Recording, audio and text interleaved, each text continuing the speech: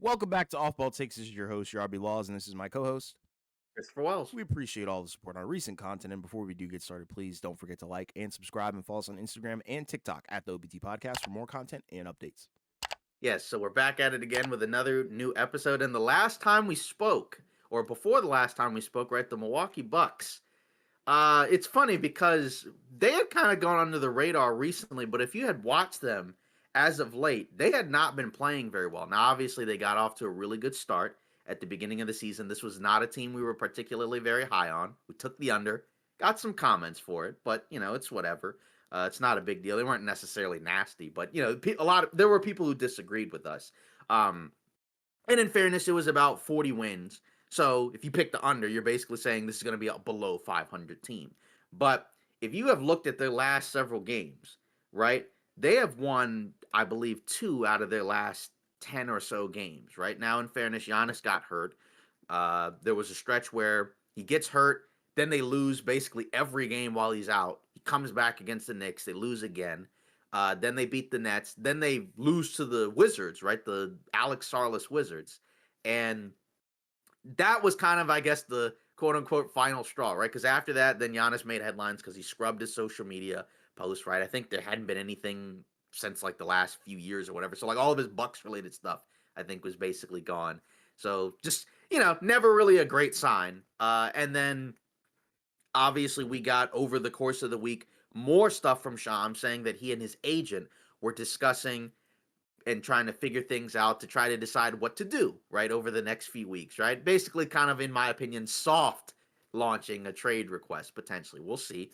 But then, unfortunately, against the Pistons, he gets hurt and he's out for, Shams said, 2 to 4 weeks with a calf strain. A lot of people thought it was initially an Achilles, and Doc Rivers said it'll probably be closer to 4. So obviously that stinks because I mean Giannis is going to be out again, and that means that the Bucks will probably very likely struggle while he's out. Yeah, they're 2-8 in the last 10 games, and it's wild because with this Bucks team, right, going into the season, I thought that offensively, I'm like, all right, where's the additional shot creation outside of Giannis? And of course, could have predicted it. It's in the form of Ryan Rollins and Kevin Porter Jr., right? Who Porter Jr.'s been hurt, but when he's played, he's actually been really good. And then Rollins has had a breakout year.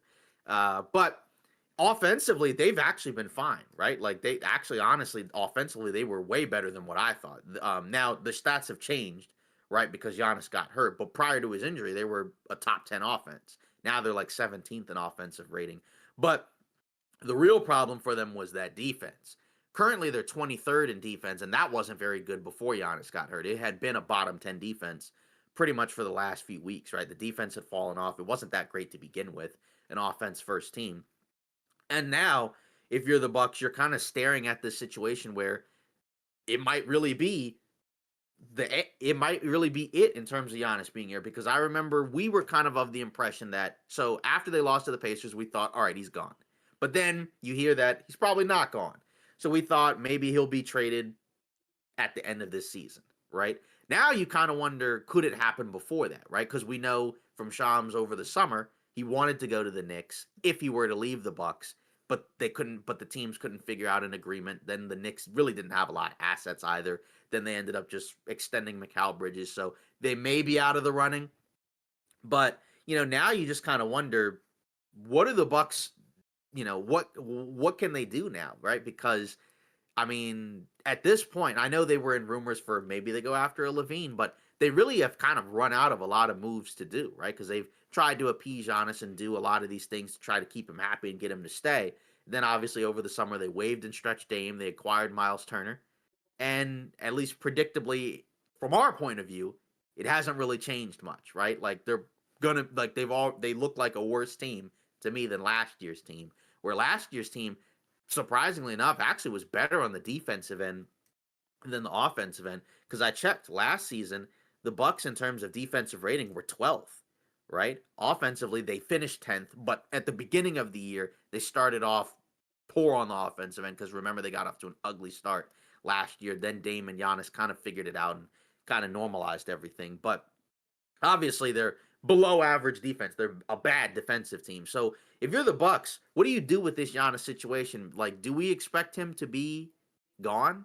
from Milwaukee at this point? Or are we still holding out that this could be an end of season thing? Because it's kind of rocked the NBA now, where now everybody's kind of preparing, and we're probably not really going to see any other moves or any other names, like all those names that we heard before, probably aren't happening right now until this Giannis situation gets resolved.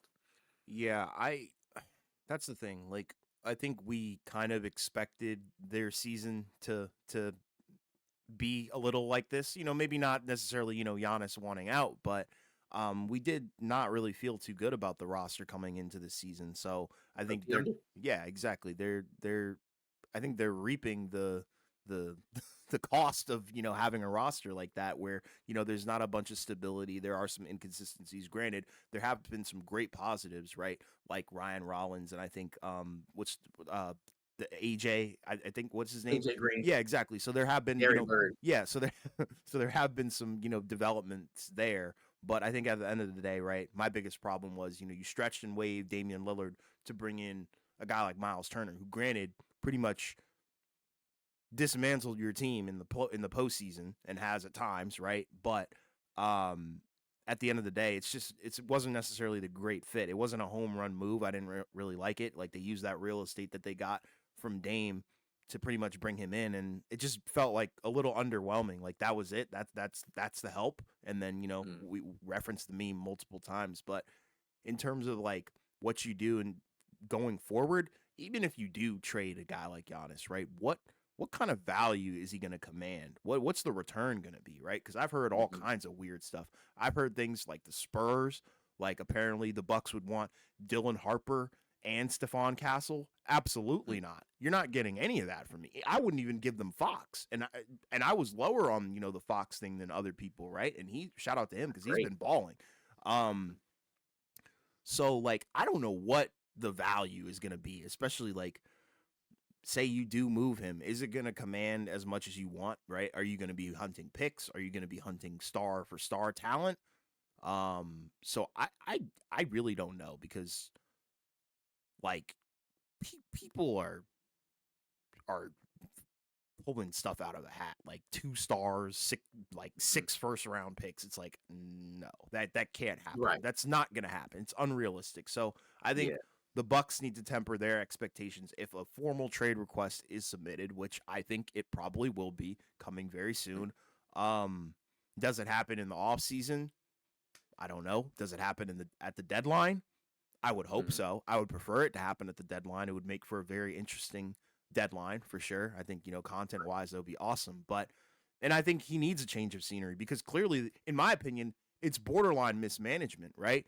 You had an identity that got you to the title, because that was the end game goal, right? And granted, it's very hard to win multiple titles, with one guy being at the center, but I think you had an identity and you kind of just blew it up all for naught, right? And everybody fell into the trap, because everybody loved the Dame, signing, or Dame trade, whatever, right? Like, everybody was talking, this is the next Shaq and Kobe, just because of the sheer dominance and numbers wise. Like, no, I'm serious. Like, Dame was averaging what, like 30 in Portland, right? And we already knew Giannis MVP caliber player, so we wanted to see Dame in a legit winning situation, and it just all went kaput within pretty much a year and a half.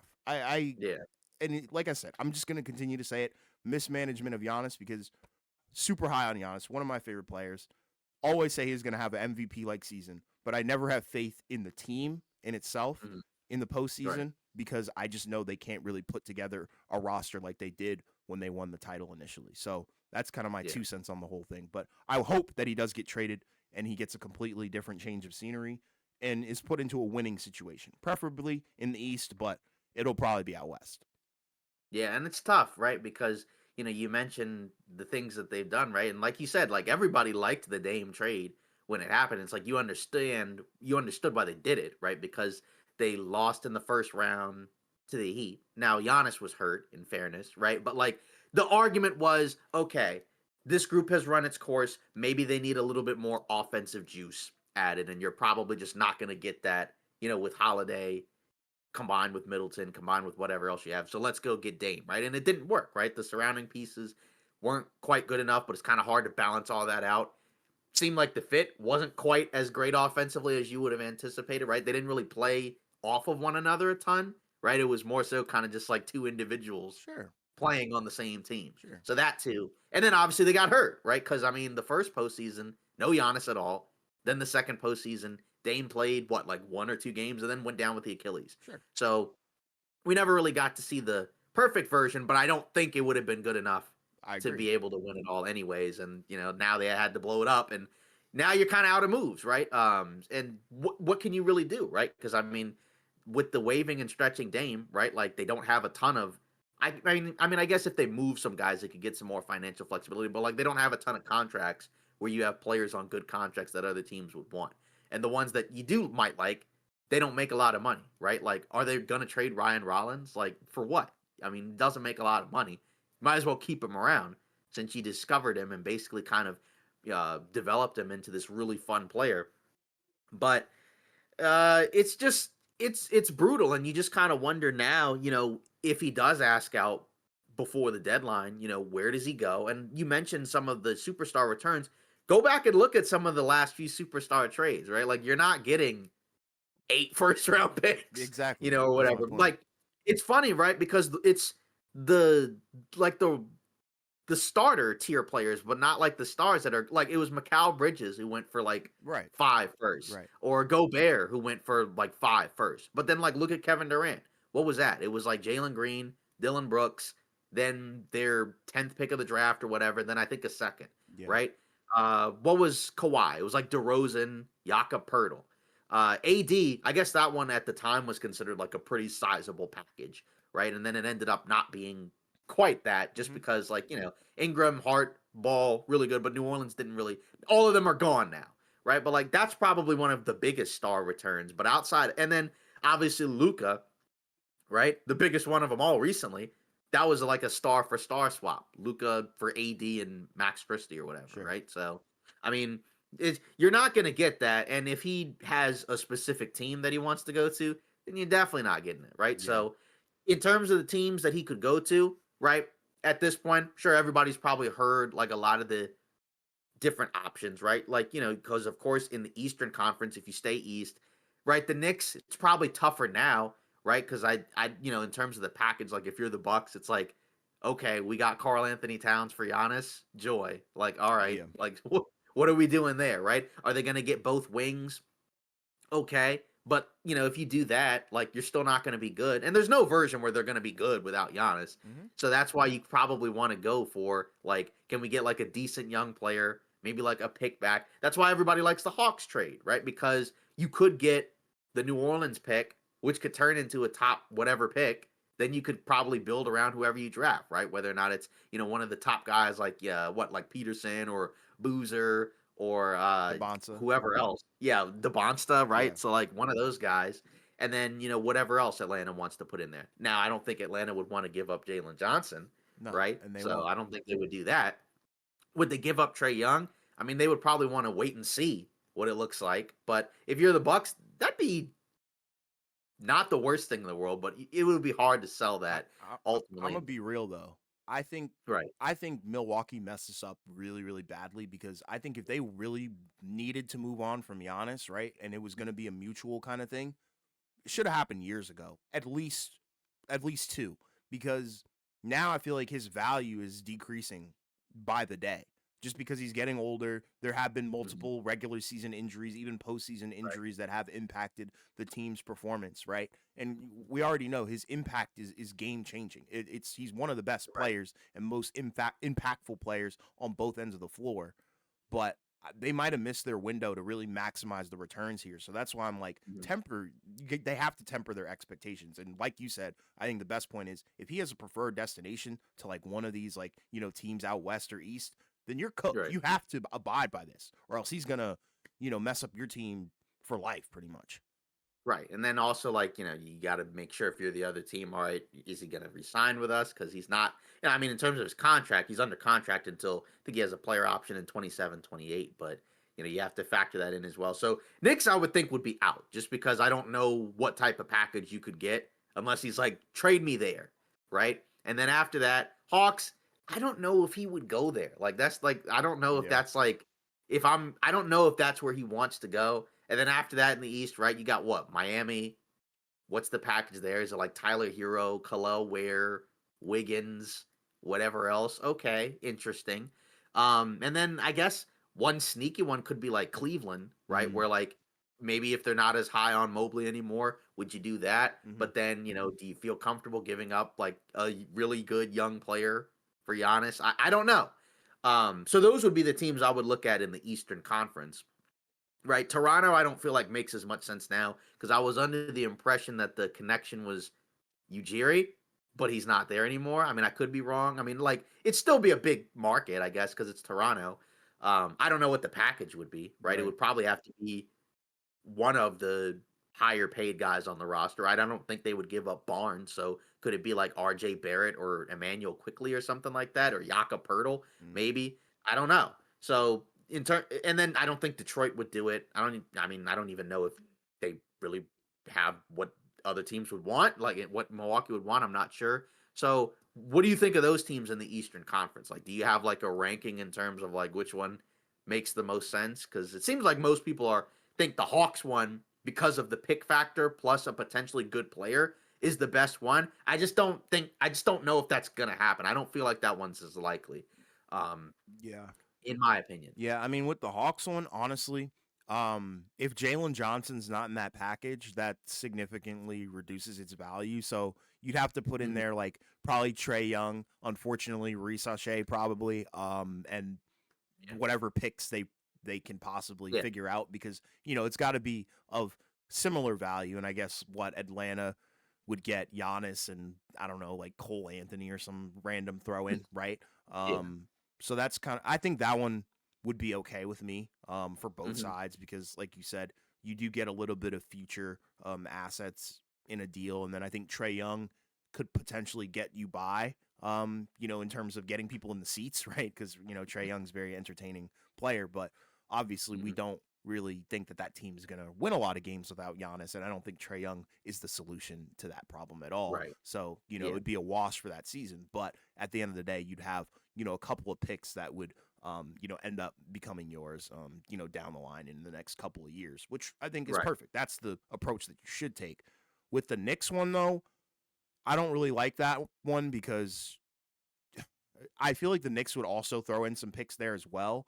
Mhm. But their picks kind of stink, if you want me to be honest. A Right. lot of them Yeah. aren't even really owned by them. I think in the next Right. couple of years, like there are a bunch of swaps, and I think the 2026 one belongs to the Wizards or something like that. Mhm. Especially if it's like it's top 8 protected, so you're not even getting that, considering Yeah. how bad the Wizards are. So it would be like Giannis, Towns, and probably some of the Knicks young guys for one Right. of the Bucks young guys, and then that doesn't necessarily make me feel all too great because it's the same thing as Trey Young. Towns could probably put a couple people in the seats, but he's not really going to contribute to winning basketball. So, yuck, in my opinion, on that one. But yeah, Atlanta makes sense to me. Do Yeah. I think it's For the likely Hawks though? one, No. yeah. For the Hawks one, they have a pick swap in 26 and 27. So like in theory, you could just give them their picks back and just be like, "Here's your picks back. Right. Now you can just be bad and just be okay with being bad and get your picks." So that would be one that I'd be curious about. But then also if you're the Hawks, you could also say, "Well, what if Giannis gets traded somewhere else and then we have the pick swap and then it could be either New Orleans or Milwaukee. Then we could still have like a really high draft pick and we don't even have to do anything." So I don't know what approach they're going to have. But I mean, with the way Jalen Johnson's playing, where it's like 30-point triple doubles, and Yeah, he's a they by monster. and large been winning a lot of games while Trey Young is out, that's that's kind of a hard guy to just be like, yeah, we're gonna put him in a package. I don't see it. So, and if you're the Bucks, that's the guy you would ask for. You wouldn't ask for Trey Young, in my opinion, if you're Milwaukee. And No. it's not that Trey Young is bad or anything. It's just Johnson is They're even not they're younger. not going to give But him up though. I don't yeah, I they're don't not see it. going to. I don't see that. I wouldn't do it. No, me neither. I'd be perfectly fine with starting the new era post Trey Young potentially with Jalen Johnson. That's how I Yeah, would play it. and with the way this Eastern Conference is looking, I mean, like if you're the Hawks, I mean, like you could be good enough to maybe make a run right now. I mean, like, we'll Seriously. see, what it, because I mean, like, Cavs have been struggling, like uh, Pistons are the one seed, but can't necessarily just automatically just say first round exit to finals. We'll Sure. see. So, Sure. but Then we move to the Western Conference with the Giannis thing. Mhm. Then you look at the teams out there.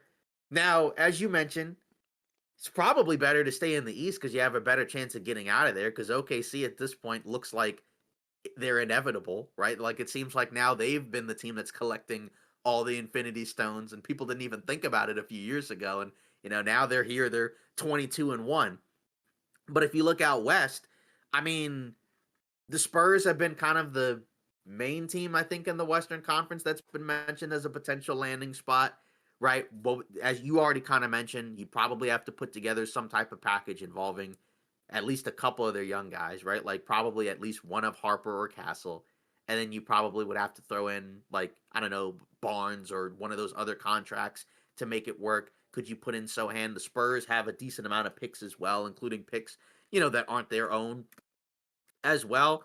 Yeah, I just don't know. The Spurs just haven't really done that. Like they've not really made decisions of we're going to trade future stuff to go all in on this one guy. Most of what they've done has mostly been through the draft, right? Like Duncan, Ginobili, Parker. I think they traded for Kawhi in the draft, right? Like, and then obviously they drafted Wemby, they drafted Castle, they traded for Fox, but they didn't have to give up anybody of significance. It was Right. mostly just guys we have on the roster, Zach Collins, Trey Jones, and whatnot. So, I mean, they have some picks, right? Because they have, it looks like some swap rights with Atlanta. They have Atlanta's 27 first, right? Because I think that was from the DeJounte Murray deal. Mhm. They have a swap right apparently with Boston, but who knows what that'll look like.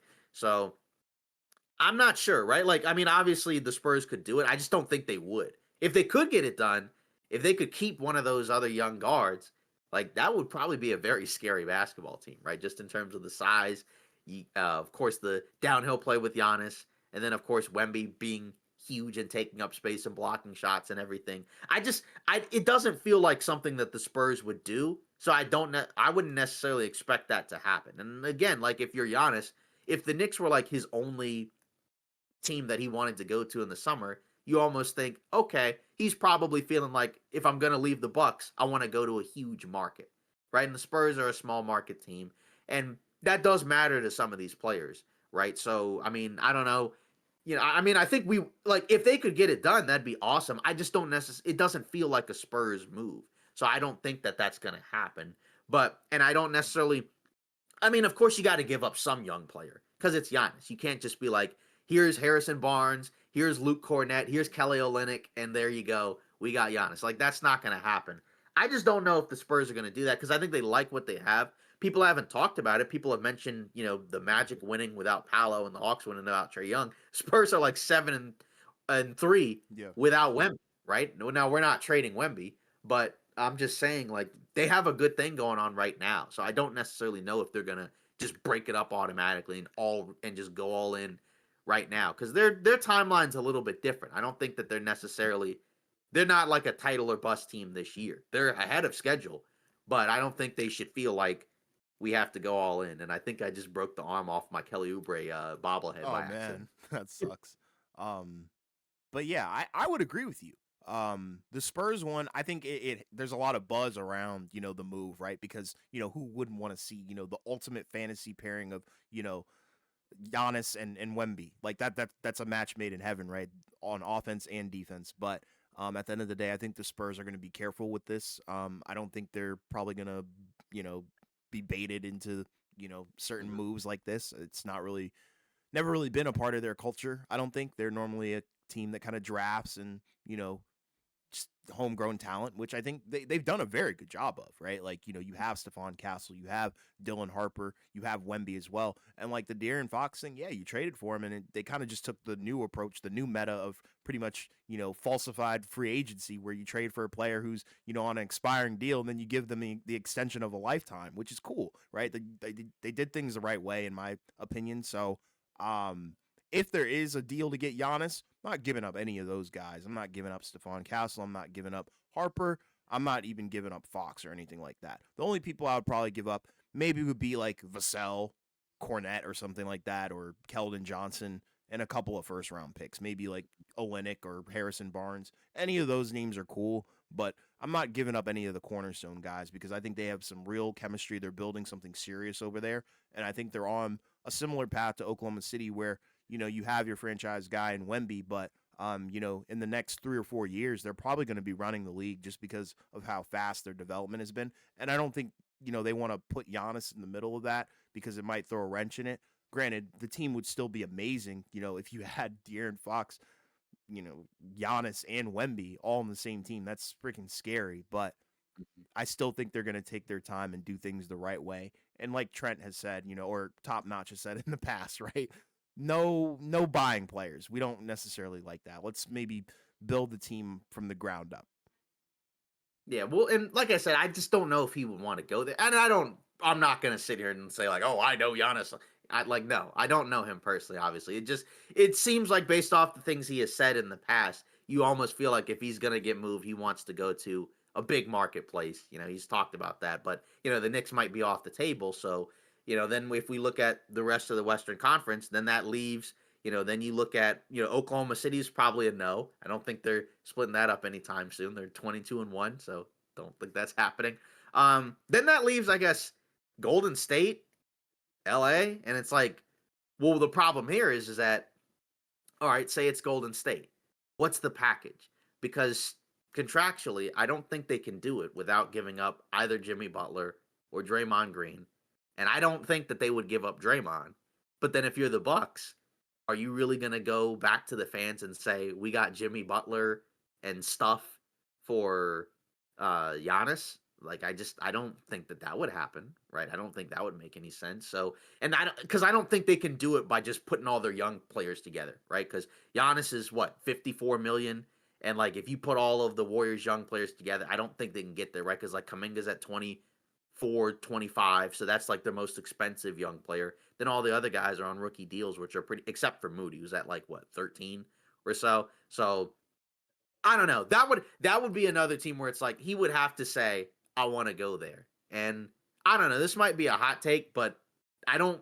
If I'm Giannis, I would preferably want to go to a team where like the co-star or co-stars are like around his age or younger. I don't think it would make as much sense, in my opinion, to like pair up with an older co-star because then like say 2-3 seasons from now, say you don't win, and maybe they do, but I wouldn't think so. But then you're kind of in the same situation, right? Like once those guys retired, then you're just stuck in Golden State and everybody else is gone and you're just there. Then it's like the same situation you were in before.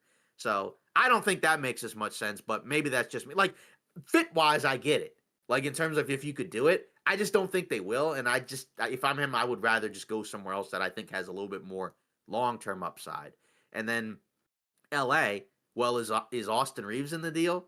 Because if he's not in the deal, how the heck are you getting something done? Like, is it going to be like, we got Rui, we got Vando, we got Maxi Kleba, we got Gabe Vincent, and then like one first. Yeah. And then there you go. That's it. That's another situation where I feel like it would have to be him saying, send me to LA, please. Yep, exactly. And I that one I think would be, I don't know. I don't see that one either. And like, if you're the Lakers, like, I mean, the thing with Austin is if you trade him now, you have to add other stuff. And he's playing so well, like it's not just like it's Austin Reeves for Giannis swap. You have to add other pieces as well.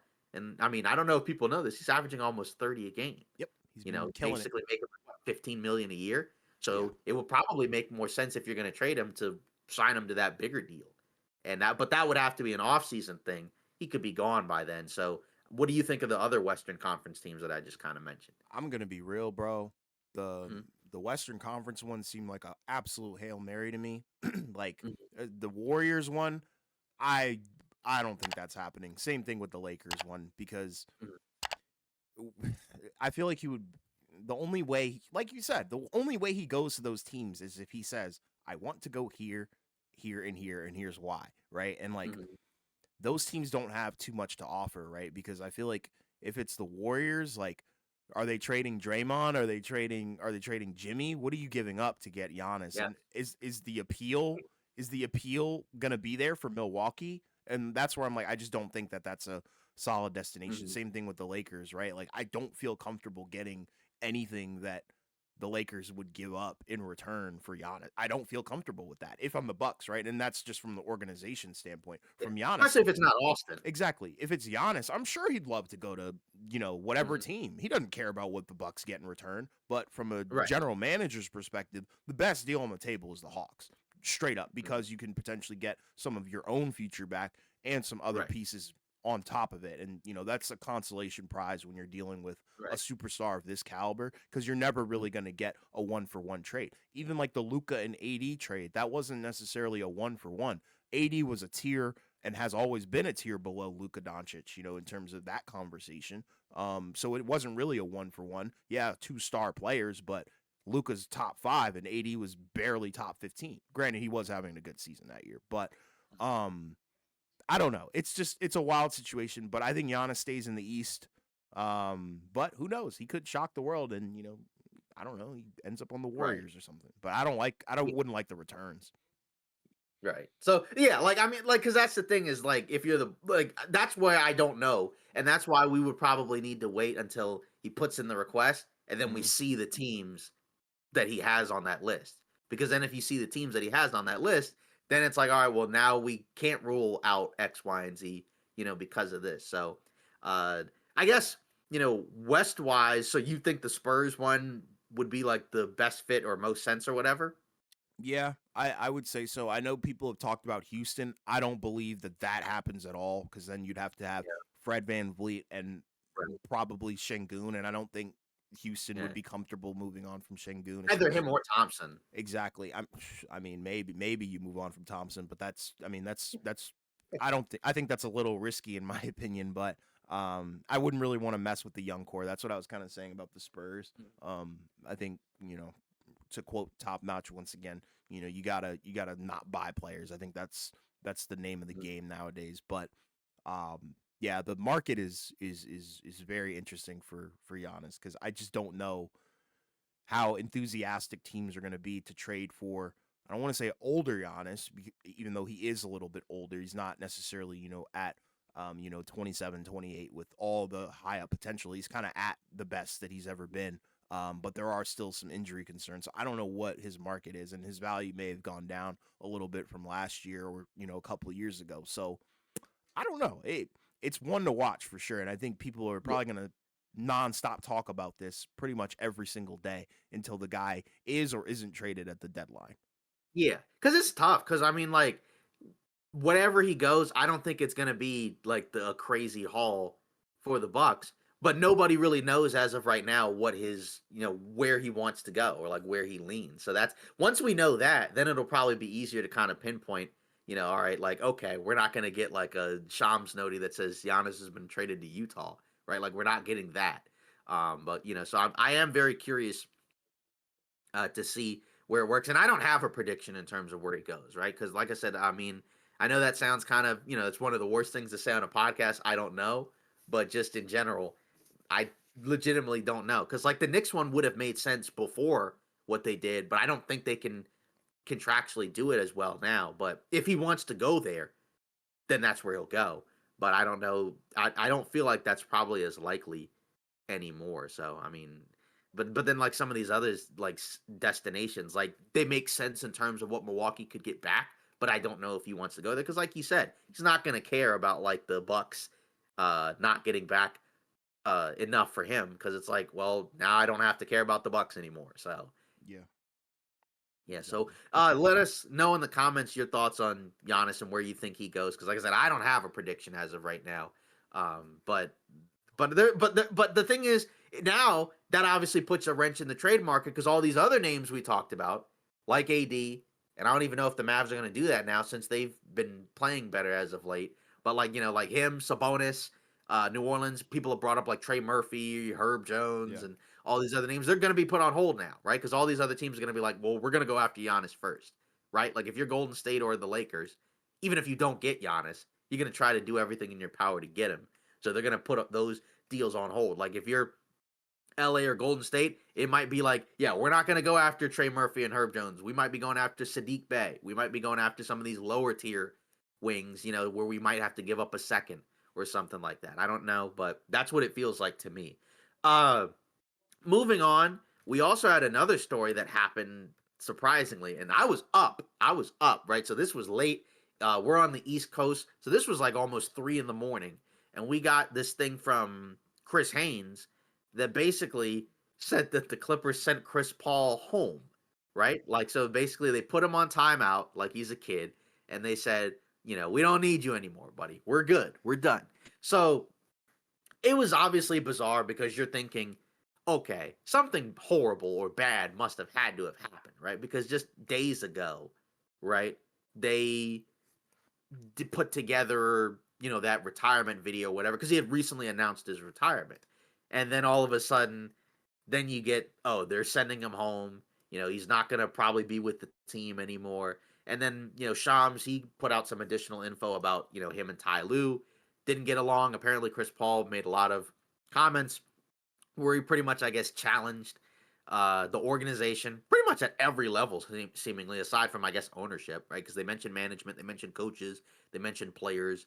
So it's tough, right? Because this is one of the guys that's like, he made the Clippers like a household name, right? Like, I remember playing for like my rec league teams as a kid, and like our team name, like, they gave us the choice to pick NBA teams, and like, the Clippers were an option, right? That wouldn't have been an option, like, say 10, like, say if I was like before I was born, or when we were like really little, because the Clippers were like a joke, right, for most of their history, right? Like prior to the Lob City era, right? So that's what, 2010s. They were looked at as one of the most horrific teams in the league, right? Just from an ownership standpoint and just from just how they are as a team. Chris Paul kind of helped turn that around. But at the same time, it's also like, okay, you probably can't really challenge them in this manner at this point in your career, because he's not one of the top players on the team anymore. He'll always be a vocal guy in the locker room. So there's blame on, both sides, I guess, from this perspective. But also, if you're the Clippers, like, you had him. So his personality, right? If things aren't going great, or if there's people that he feels like aren't doing their part or playing up to snuff or doing whatever it takes to win, he's going to call them out and he's going to challenge them. So it just kind of continues to hammer home that the Clippers, it's not working, right? And obviously, like, they won that first game against Atlanta, right? I don't think Jalen Johnson played, so it was like, who cares? And now they still haven't won, right? They've lost 2 in a row. The 2-8 in their last 10. Looked like pretty much the same team to me, other than I think some other younger guys are playing. So it's rough, right? Because, considering this was supposed to be his last season, you kind of thought he'd ride it out. Whatever happens, happens. Maybe a last chance to win to win a title. Then he goes out, farewell tour, gets everything else that all these other stars have gotten in, like, more recent years. But instead, unless he plays for another team, we might just not see him again, right? Because he's away from the team. So you're not going to see him like on the bench or, anything else. He's just out in the ether right now. So I don't know. It's not really a great look from anybody, but for anybody involved. But it just kind of hammers home, like, just the Clippers this season. It's bad, right? And of course, as everybody knows at this point, if they keep doing that, they're going to be giving OKC one of the top picks in the draft. And I actually just realized, because I looked, the OKC has the Clippers pick next year as well.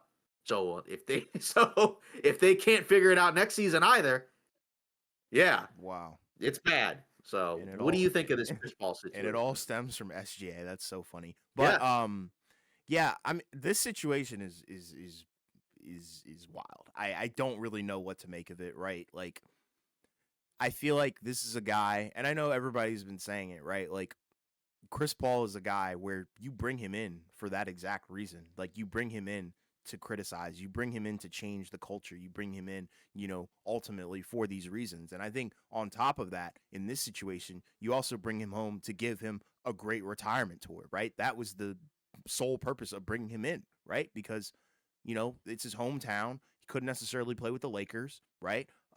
So, bring him to the Clippers. And this is where it kind of started in terms of, his meteoric rise to like superstardom at the time, right? Lob City was a real thing. Granted, they never really won anything. right. But it was a craze. Like, people Mhm. were legit high on that team, as they should have been, right? And Chris Paul was the leader of that team. And I think, ultimately his other stops, right? Like look at where he went. He kind of changed Oklahoma City's culture. I know Shea Mhm. credits a lot of his, work ethic and his game and the way Yeah. he is and the way that he operates on and off the court to Chris Paul because he's that good of a mentor. Look at what Mhm. happened in Phoenix, right? Same thing over there. They went to the freaking finals with him. So, Yeah. I mean, there's a certain kind of mentality that he brings to the locker room that I think you would want to have around the team, but to kind of bring him in for that reason and then also get rid of him for that same reason doesn't really make sense to me. So I'm disappointed in the Clippers for sure because it's like, what are you doing? Like, what was the point of all this then? Like, was it all just for, clicks and, engagement, right? Like, you know what I mean? Because you're supposed Yeah. to give the guy a retirement tour. He played for this organization. He gave you a lot of great years, arguably some of his best years, some of his prime years, right? Right. I said, Right. like I said, horrible results, but um, in terms of every stop he's been to, Houston, everywhere he's gone, Yeah. there have They been were they were this close to, exactly. 'cause he got hurt, Exactly. but they were this close to taking out Golden State. So, the disrespect is kind of too loud in my opinion from the Clippers organization in Mhm. regards to this thing. I'm just really disappointed cuz he's not even like one of like my favorite players or anything like that. It's just annoying to see a guy that good go out like Right. this. Um Especially when he was promised a retirement tour and he's done so many Right. things not just for these organizations that he's been to, but for the game of basketball. Like there's a lot of things that I don't think Mhm. people accredit Chris Paul to just because, play style and whatever the case may be. Right. But the dude is a basketball icon straight up, and he deserved a retirement tour for, whatever team, he was going to be playing for. So Yeah. Clippers bungled this one badly. And this was his longest tenured team. He played 7 seasons with this team. That's more than any other team, right? The closest one after that was New Orleans, right, where he was drafted. But yeah, like I mean, you mentioned all those stops. I mean, even the Spurs, right? Like I mean, that's a team where he played and started every game, right, and was one of the handful of veterans on that roster, right? Gave him a little bit more stability. And then this year's probably the first time in a while where it's like, yeah, he didn't really help. He didn't really help Sure. He's at all. washed. And Yeah. right, but like you said, like he has the track record of being a guy where it's like it's a positive for the most part, right? So like it's just tough because like you said, when you are in that spot where like yeah, you're one of the most recognizable players to play, and you like you said you've done a lot for the sport, like you're thinking that you're getting a retirement tour, right? Because otherwise why sign with the Clippers? He could have literally gone elsewhere. Because I remember, I think there were other teams. It was like Milwaukee, it was like Phoenix, right? He could have just gone to those teams and just played one more season, but he went back to the Clippers, right? I think also family reasons as well, but it just stinks, and it kind of just highlights, yeah, like the Clippers now all of a sudden seem more dysfunctional now, right? Where like obviously there's no topping the previous ownership that they had before in terms of like just sheer ridiculousness and dysfunction. But just it's just wild, right? Because like they've put a lot of money and resources into this team, and now it's like, what did it get you, right? Because they haven't won anything, and now they're getting ready to basically, like you said, thanks to them giving SGA to the Thunder along with picks, now they're basically helped build a super team in Oklahoma City, where that's probably what they're going to be known for the most at this point. So it just stinks, like you said, and you just kind of wonder, where does he go from here? Like, could he be on another team? Because the problem right now is I don't think, like in terms of the cap and the apron and whatnot, like they can't just waive him right now and sign somebody else. They don't have the space to do it, so they'd have to wait. They'd either have to wait until they have enough space to sign somebody for a prorated amount, or they'd have to trade him. I don't think they're probably trading him. So, like, let's say he does get waived or traded or whatever. Do you think he plays for another team, or do you think he just kind of just is stuck? Based off of maybe how he's played. I don't know. What do you I think? think he might be stuck. Like you said, the production has been really, really, really bad. Granted, Mhm. like we didn't necessarily think that he probably had a whole lot left in the tank, especially after the year he had in San Antonio, right? It wasn't spectacular, but there were times where, you could just tell that basketball, might have run its course with him. But at the end of the day, I don't think he can really add anything on the court, in terms of, production, but Right. I think he still could be a voice in the locker room, right? Like we've seen it happen before with Udonis Haslem, right? He was on teams or on the Miami Heat, for a Yeah. long time and was pretty much just a locker room guy, like an on-court coach pretty much. So, Right. didn't really give you anything on the court, but was always there for mentorship and stuff like that. And I think that's what Chris Paul brings to the table at this point. But we already know this is his last season. We already knew about the farewell tour, but I don't think he plays ever again, unfortunately. I think he kind of just fizzles out and then, retires. So, unfortunately. Yeah. Yeah, because like that's the problem is like, somebody's gonna ask, like, what happened there? How did it get to that point? And then, like you said, there has to be an open roster spot, and the team has to feel like it's okay to use it on them when they could potentially use it on somebody else. So I don't know. It's tricky to say. I feel like you're probably right.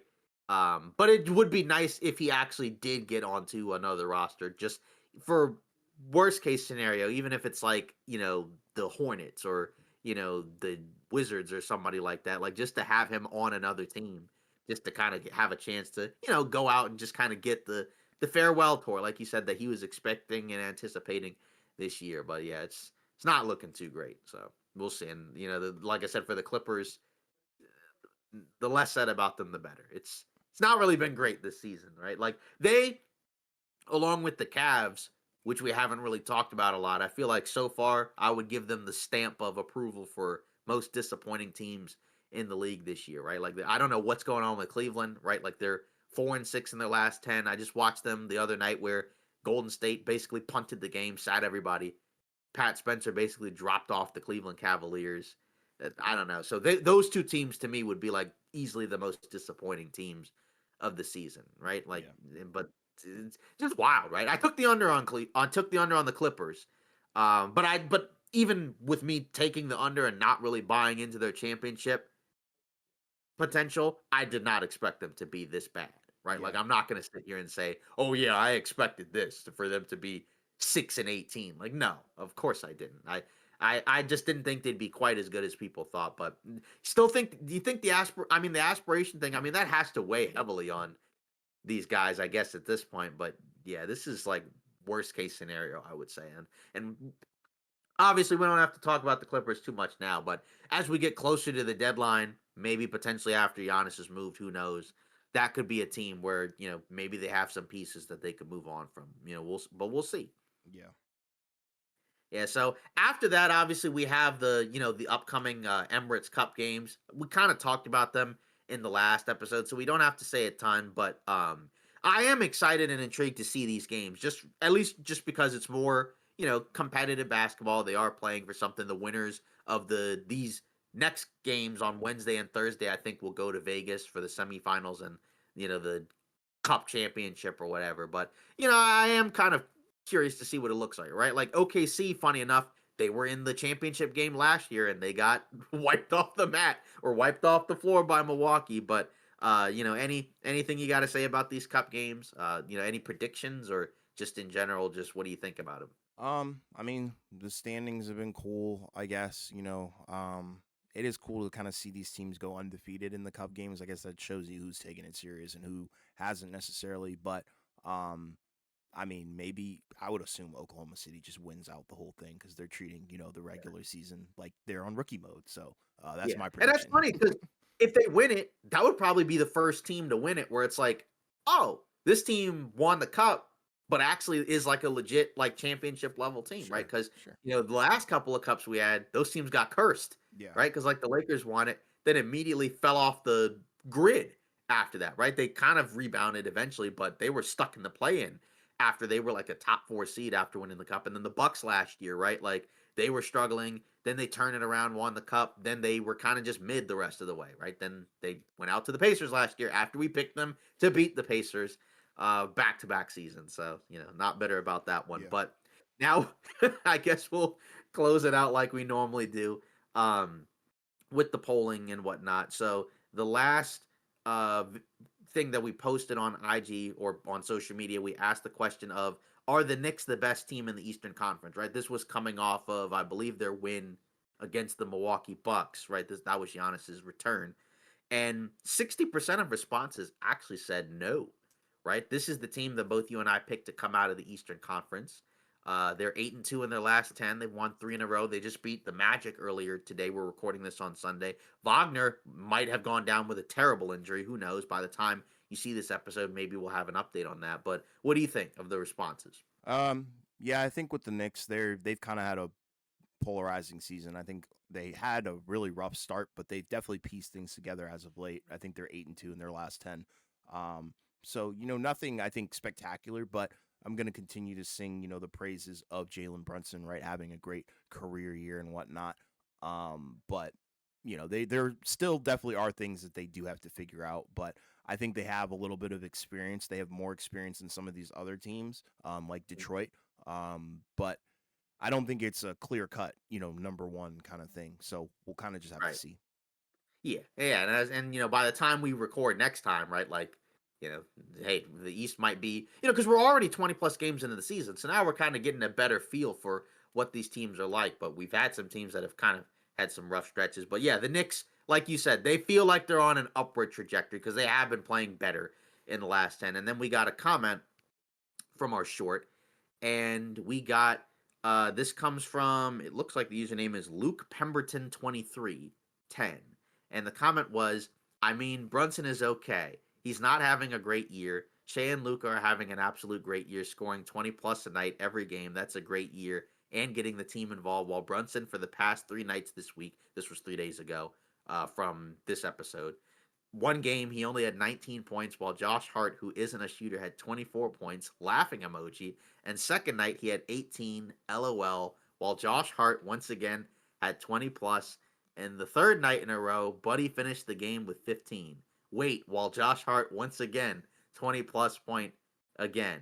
LOL. Knicks are good, but Brunson isn't him. Shea and Luka are. What do you think? Um, I don't really like a lot of that. I'm for the Josh Hart propaganda for sure.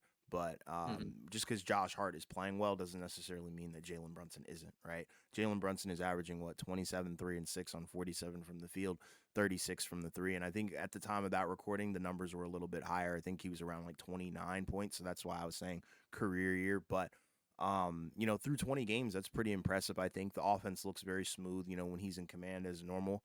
But yeah, I don't think it was ever really a question of Jalen Brunson being in the same tier as Shea and Luka. I don't think anybody even Right. said that because he's not.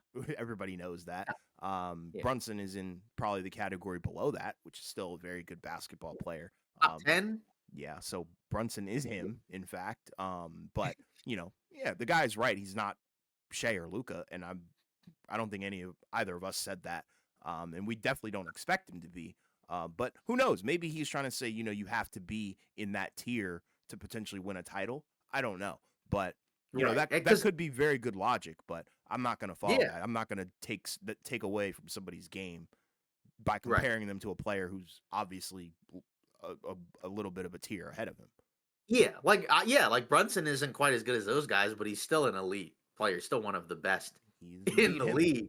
So, and the thing is, you mentioned the heart thing, but in general, it's like with the Wemby thing, with them winning games without him, it's actually a good thing when you have other players that are putting up big numbers and like you can win despite like not having a great game because that usually means you got a good team, right? It'd be say like Giannis, he had to put up elite numbers or else they lose. Now he's hurt, right? So we know with the Knicks they've been tinkering with the offense where now it doesn't have to just be Brunson ball or bust. Now they can get these other guys good looks and they can all kind of play off of one another and put up, the offensive production that you need, the balanced offensive production in order to win it all, right? Like you're not going to win if it's just one guy scoring every trip down the floor and no one else really does much anything offensively. So I like he said, or like you said, if the argument is he's not quite good enough to be the best player in a championship team, and maybe that's why you go out and get a Giannis, okay, right? But I don't know if that's what he's saying. I don't want to just kind of just make an assumption and put words in there. I'm just going based off of what's mentioned on the comment here. So like Brunson is very good. He's one of the best players in the league, even if he's not as good as Shea Luka. And I don't think you have to be quite as good as those guys. But at the same time, to be fair, right? Like who was the worst player on a championship team as of late, right? Like, was it quote unquote Tatum? But like Tatum was still one of the best players in the league, right? Yeah. Like, I know people debated whether or not he was like top 5, but like it wasn't like he was, you know, top 20. Like, you know what I mean? Like he was still really, really good. That might be the closest one, but I don't know. Maybe he's saying something different. I don't know. Yeah, I don't know. Yeah, so that pretty much concludes today's episode of Off Ball Takes. Again, let us know your thoughts in the comments on what you think about Giannis, what you think about Chris Paul. If you want to leave a comment or respond to any of these polls, just go to @the OBT podcast. Continue to like and subscribe. Appreciate all the support. See you next episode.